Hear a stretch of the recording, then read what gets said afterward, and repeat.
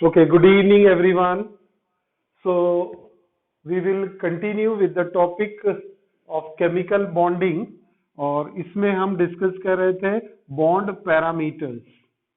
So in case of bond parameters, so far we have covered the 6 point. One is bond angle. We know bond angle. जो orbitals है, जो bonded और bonding orbitals है, they move to a particular direction, to a particular angle, and that is what we call as bond angle. Then we have bond enthalpy, energy required to break, that is bond enthalpy. Then bond length, it is the internuclear distance from the center of nucleus of two combining atom. We get bond length. Bond order is what? The number of bond an element can create. जैसे hydrogen एक ही covalent bond बनाएगा तो bond order 1 होगा. Oxygen 2 bond बना सकेगा, bond order 2 हो जाएगा. Nitrogen 3 bonds create कर सकता है, बॉन्ड ऑर्डर 3 होगा. कार्बन 4 बॉन्ड बना सकता है तो बॉन्ड ऑर्डर 4 होगा. Then bond polarity. Bond polarity काय पे डिपेंड करती है? इलेक्ट्रोनेगेटिविटी पे. More is the difference in electronegativity, more polarity of a bond. Then dipole moment, कल हमने देखा था dipole moment mu is equal to q into r. तो charge into the difference in the radius of positive and negative centers. तो mu is equal to qr, unit है debye और coulomb meter is the unit of it or debye is the unit of it. Okay, now today we will see covalent character in ionic bond. Covalent character in ionic bond. So ionic bond, as we all know, is a electrostatic force of attraction between oppositely charged ion. तो जैसे ionic bond का best example superheat जो example है वो NaCl. NaCl creates ionic bond between sodium ion and chloride ion. So this is an ionic bond, but this ionic bond has covalent character in it. Covalent character कैसे decide करेंगे कि ये ionic bond में covalent character है? तो उसके लिए 2-3 criteria है दैट वी विल सी. तो covalent character in ionic bond. Ionic bond समझा, कोवेलेंट कैरेक्टर कैसे आएगा? इफ द फर्स्ट क्राइटेरिया रहेगा, इसके लिए हमको एक रूल पढ़ना होता है. We call it as Fajans rule. And Fajans rule के हिसाब से फर्स्ट पॉइंट क्या है? If cation is small and anion is large, then the covalent character will be more. Correct है? तो देखिए बेटा, मैंने यहाँ पर ये कैटायन की एक सीरीज लिख दिया, एक एनायन की सीरीज लिख दिया. ठीक है, इसमें कैटायन का साइज बढ़ते जा रहा है. Na+1, Mg+2, एटॉमिक नंबर बढ़ रहा है तो साइज बढ़ते जा रहा है. Al3+, एल्यूमिनियम का साइज बढ़ गया, प्लस उनके चार्जेस भी बढ़ते जा रहे हैं. साइज भी बढ़ रहा है, चार्ज भी बढ़ रहा है. कैटायन वैसा ही एनायन है. Chlorine, sulphur. अच्छा, अब क्लोरीन तो 16 होता है और क्लोरीन 17 होता है, सल्फर 16 होता है, फॉस्फोरस 15 होता है, but it is in the anionic form. तो बात चल रही थी, यहाँ पर भी चार्जेस देखिए, इस पे -1, -2 एंड -3 चार्जेस. तो चार्ज बढ़ते जा रहा है. तो चार्ज बढ़ रहा है, यहाँ भी चार्ज बढ़ रहा है. अब उसी को और साइज को भी हम लोग देखेंगे. तो फर्स्ट रूल क्या बोलता है? कैटायन अगर स्मॉल है और एनायन लार्ज रहेगा तो वहां पर कोवेलेंट कैरेक्टर डोमिनेट करेगा. कैसे? एग्जांपल देखिए आप. कैटायन स्मॉल, तो ये कैटायन सोडियम लिया आपने और एनायन एकदम बिगर साइज का ले लिया, PO4 3-. तो Na3PO4 is having larger size of anion and smaller size of cation. क्योंकि सोडियम तो कितना है Na11 और उसका कैटायन बनाएंगे तो Na+1 यानी उसमें 10 हो जाएंगे इलेक्ट्रॉन, और फास्फोरस कितना है 15, उसको अगर 3 माइनस में कन्वर्ट करना है तो उसके पास आ जाएंगे 3 एडिशनल इलेक्ट्रॉन, तो साइज तो बढ़ ही जाएगा एनायन का, तो anion bigger size, cation smaller size, तब यहाँ पर कोवेलेंट कैरेक्टर आ जाएगा। ये आयंस है ना, ये आयंस है, PO4 3 माइनस एनायन है, Na+1 कैटायन है, दोनों आयंस के बीच का बॉन्ड कौन सा बनेगा बेटा, यहाँ पर आयोनिक बॉन्ड बनेगा, करेक्ट है। लेकिन ये आयोनिक बॉन्ड में कोवेलेंट कैरेक्टर डेवलप हो जाएगा, किसके कारण हो जाएगा, क्योंकि कैटायन का साइज कम है और एनायन का साइज ज्यादा होने से इसमें कोवेलेंट कैरेक्टर आ जाएगा। ओके, तो ये फर्स्ट कंडीशन हो गई कोवेलेंट कैरेक्टर की। सेकेंड कंडीशन फजान रूल के हिसाब से, larger the size of cation larger the size of anion. अगर दोनों के साइज अगर बिगर है ना, कैटायन और एनायन दोनों के, तभी भी आपको क्या मिलेगा, covalent character in ionic bond.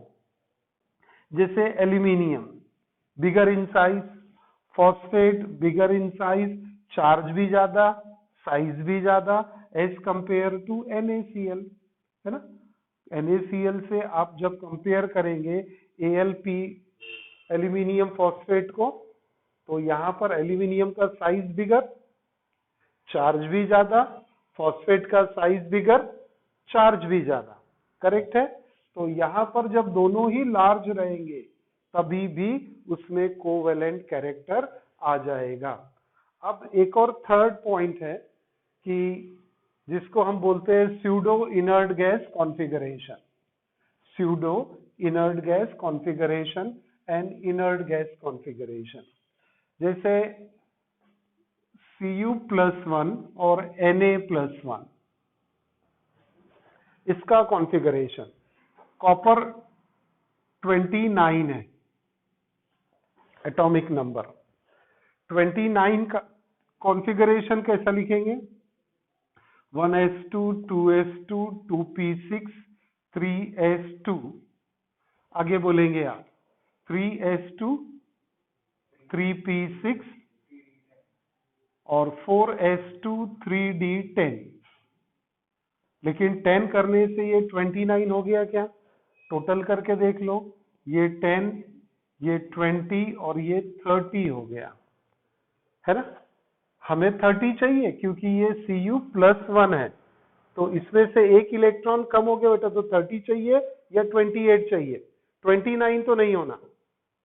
क्या रहेगा, कैटायन कब बनता है, आफ्टर लूजिंग 1 इलेक्ट्रॉन, तो एक यानी मुझे इनफैक्ट Cu+1 का नंबर ऑफ इलेक्ट्रॉन्स कितने कंसीडर करेंगे हम, 28, हमने यहाँ फिल कितने कर दिए हैं 30, तो इसमें से कम करना पड़ेगा, कौन से कम होंगे, कौन सा कम होगा, नहीं ये 4s तो पहले फिल होगा ना, जो इनर वाला है वो पहले फिल होता है और जो हाइयर है वो बाद में फिल होता है, तो मुझे इलेक्ट्रॉन कम कहां से करने पड़ेंगे, d ऑर्बिटल में, करेक्ट है। d ऑर्बिटल में कितने आएंगे 3d8, अब हो गया 10 20 एंड 28।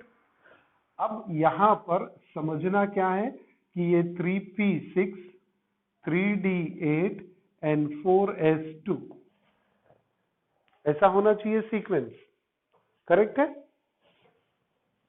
P वाले 3 वाले सब एक साथ आने चाहिए ना, 3s 3p 3d 4s, सही है।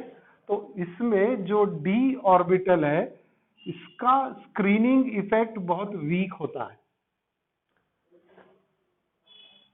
अब मैं आपको जो फंडा समझा रहा हूं, स्क्रीनिंग इफेक्ट और शील्डिंग इफेक्ट, ये पता है क्या आपको, शील्डिंग इफेक्ट क्या होता है, स्क्रीनिंग इफेक्ट क्या होता है।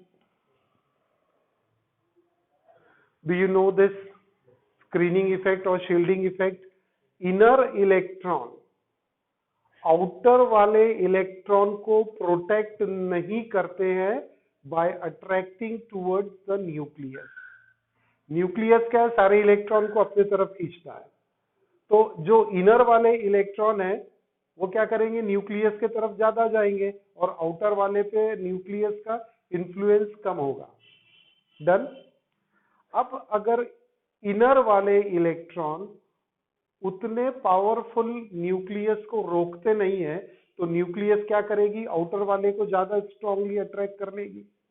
जैसे मैं डायग्राम से यहां समझाऊं आपको, तो ये 1 2 3, ये 3D और ये 4S, ऐसा मैं डायग्रामेटिकली समझाऊं आपको।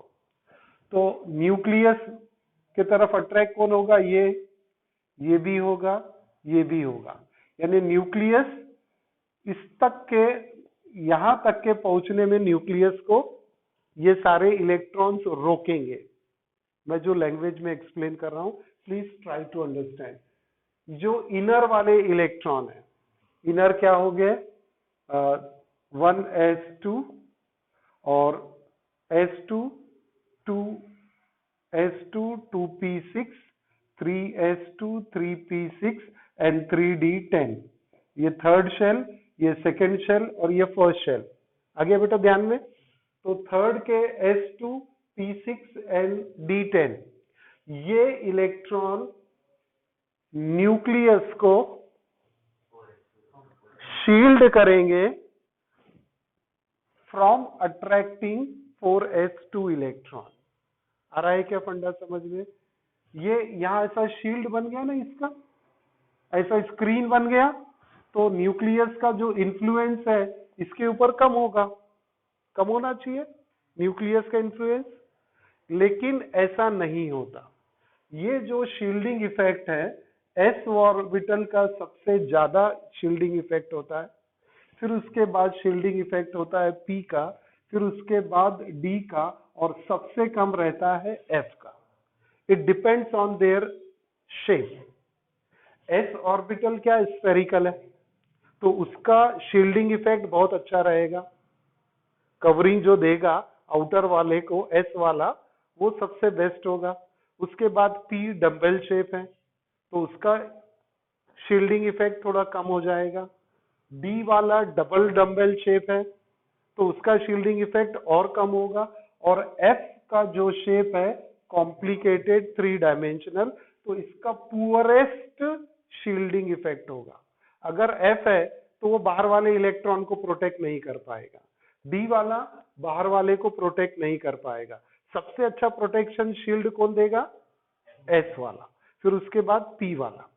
अब यहां पर कॉपर में d ऑर्बिटल आ रहा है, वो d8 रहे या d10 रहे, that is a different story. लेकिन d ऑर्बिटल आ रहा है, आउटर को बचाने के लिए शील्ड किसकी बनती है? d की। लेकिन d की शील्ड वीक है, d की शील्ड वीक है, इसीलिए कॉपर में 4s इलेक्ट्रॉन ज्यादा स्ट्रांगली अट्रैक्टेड रहेंगे। ये इनर्ट वाला मैं समझा रहा हूं आपको। Are you getting this? Inert configuration copper का क्या बनाया था अभी हमने, जो लिखा था नियॉन 10, बोलेंगे मुझे 3s2 3p6 और 3d10। तो ये भी इनर्ट हो गया, ये भी इनर्ट हो गया। लेकिन यहां पर d ऑर्बिटल ये 4s को स्ट्रांगली होल्ड, यानी इसको न्यूक्लियस के तरफ अट्रैक्ट होने से रोक नहीं पाते। कौन से इलेक्ट्रॉन? d वाले, क्योंकि d की शील्ड है लेकिन वीक है, पोरस से समझ लो, बहुत सारे छेद है उसमें। तो न्यूक्लियस क्या करेगा? इसको अट्रैक्ट कर लेगा अपनी तरफ। सही है? अब समझा फंडा? और सोडियम में क्या होता है? सोडियम में 2s2 2p6, ये भी इनर्ट कॉन्फ़िगरेशन बना, ये भी इनर्ट कॉन्फ़िगरेशन बना। अब इसका जो कॉन्फ़िगरेशन इनर्ट कॉन्फ़िगरेशन है, इसमें कौन से ऑर्बिटल है, एस और पी, इसका शील्डिंग इफेक्ट बेस्ट होगा, तो ये आउटर वाले इलेक्ट्रॉन को प्रोटेक्ट करेगा, एस और पी। डी वाला उतने अच्छे से आउटर वाले को प्रोटेक्ट नहीं करता है, किससे, न्यूक्लियस से, क्योंकि न्यूक्लियस अट्रैक्ट करने वाली है। तो डी और एफ की पुअर शील्डिंग है, एस सबसे बेस्ट है, उसके बाद पी है। तो सोडियम में ये दो ऑर्बिटल आ रहे हैं, एस और P, so they will protect outer. तो ये इनर्ट जो है, ये इनर्ट कॉन्फ़िगरेशन सही है, और इसको कहते हैं स्यूडो इनर्ट। इनर्ट तो बन गया, लेकिन वो अपने आउटर इलेक्ट्रॉन को प्रोटेक्ट नहीं कर सकता, किससे, न्यूक्लियस से। लेकिन सोडियम में एस और पी ये अपने आउटर इलेक्ट्रॉन को प्रोटेक्ट कर लेते हैं from getting attracted towards the nucleus. इसीलिए ये स्यूडो वाले जो रहेंगे, अब क्या है, ये सब मैंने समझाया आपको। स्यूडो वाला क्या पॉइंट है, स्यूडो अगर है तो कोवेलेंट कैरेक्टर ज्यादा रहेगा, और एक्चुअल इनर्ट रहेगा उसमें कोवेलेंट कैरेक्टर कम रहेगा। तो फजान रूल ने क्या बोला है कि कैटायन अगर स्मॉल है और एनायन लार्ज है तो कोवेलेंट कैरेक्टर हाईएस्ट होगा। फिर उसने सेकेंड रूल बोला कि कैटायन लार्ज और एनायन लार्ज है तो भी कोवेलेंट कैरेक्टर ज्यादा रहेगा आयोनिक बॉन्ड में। और थर्ड फैक्टर बोला है कि pseudo covalent, I am sorry, pseudo inert pseudo inert gas configuration and inert configuration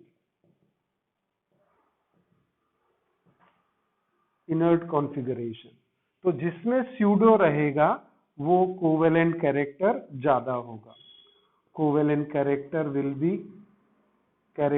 will be higher, and here covalent character less. So this is what the third point.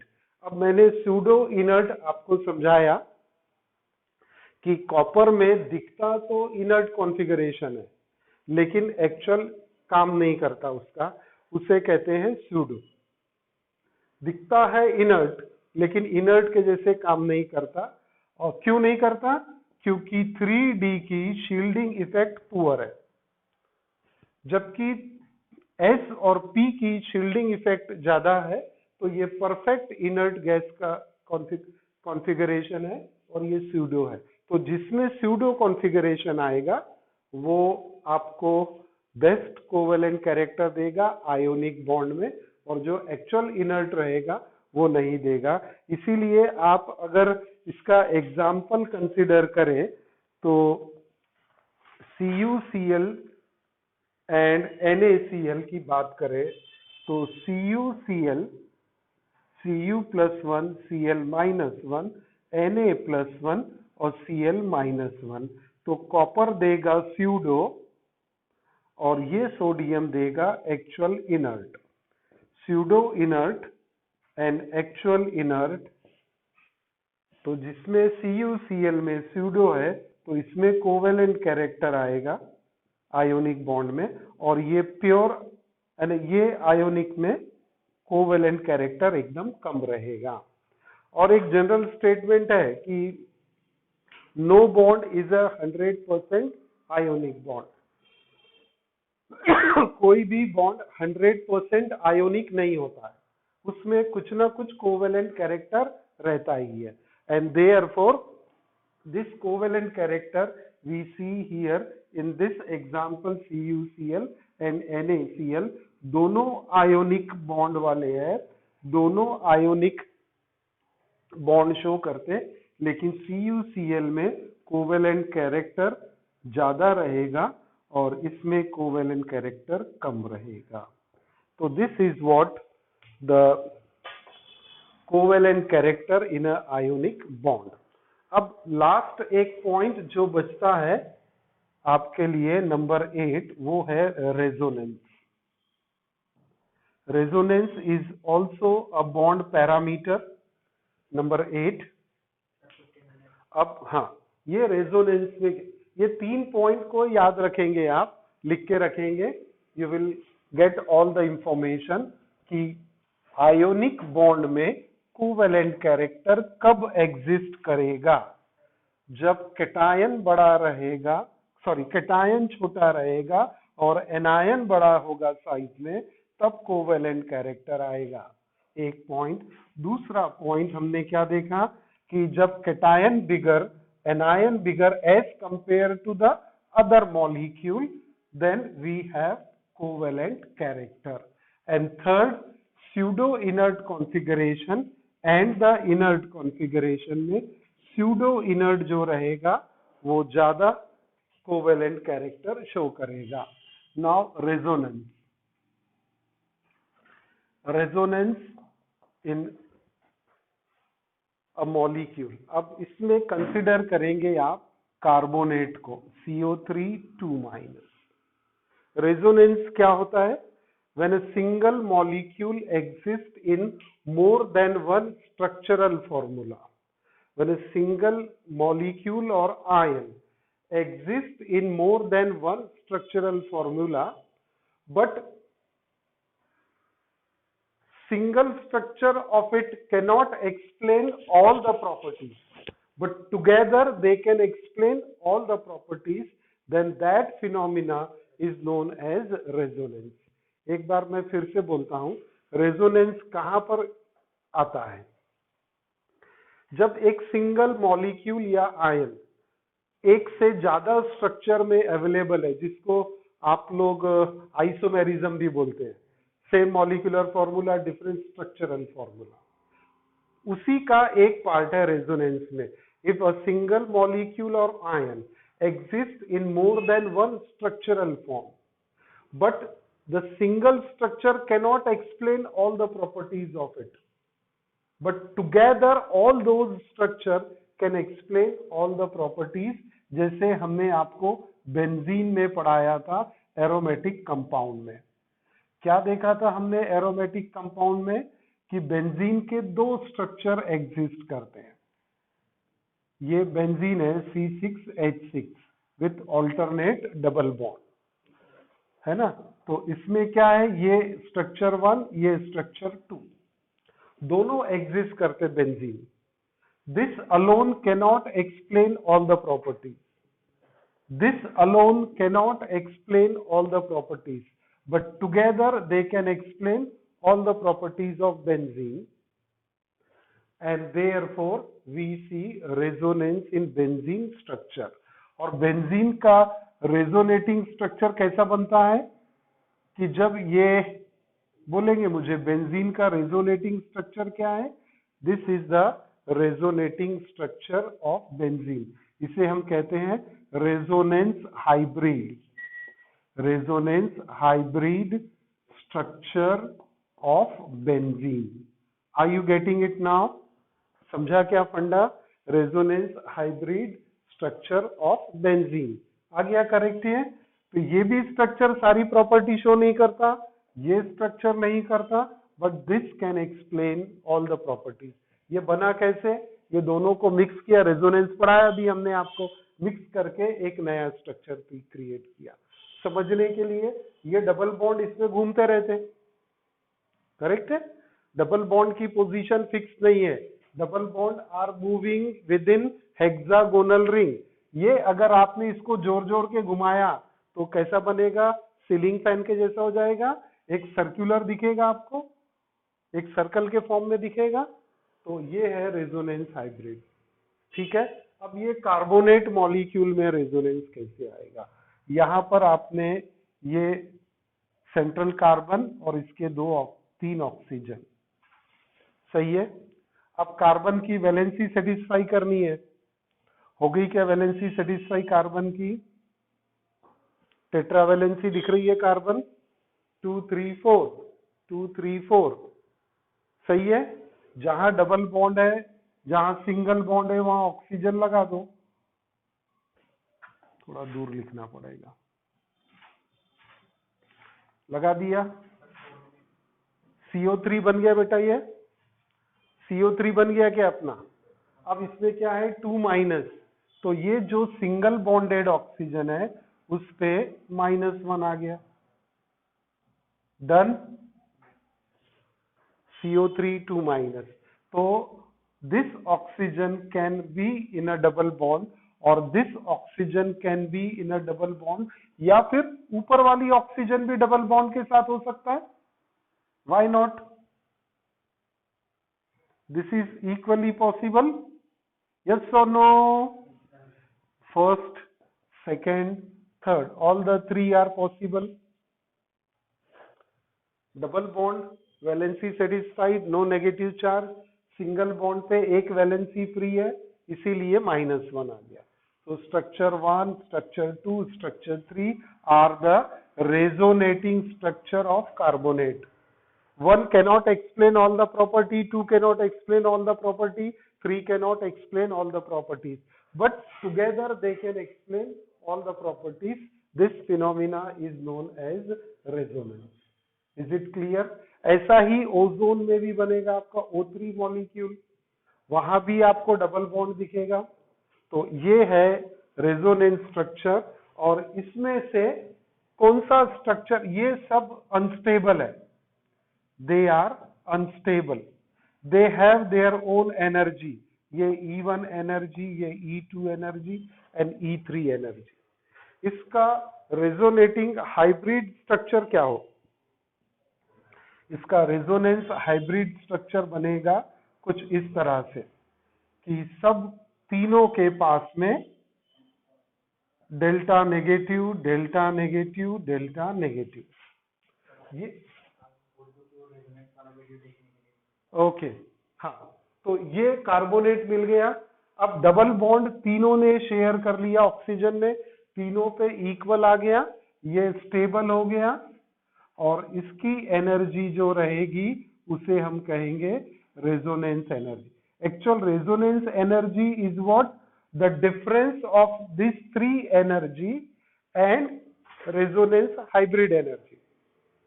इसकी energy और ये resonating structure की energy के difference को बोलते हैं resonance energy.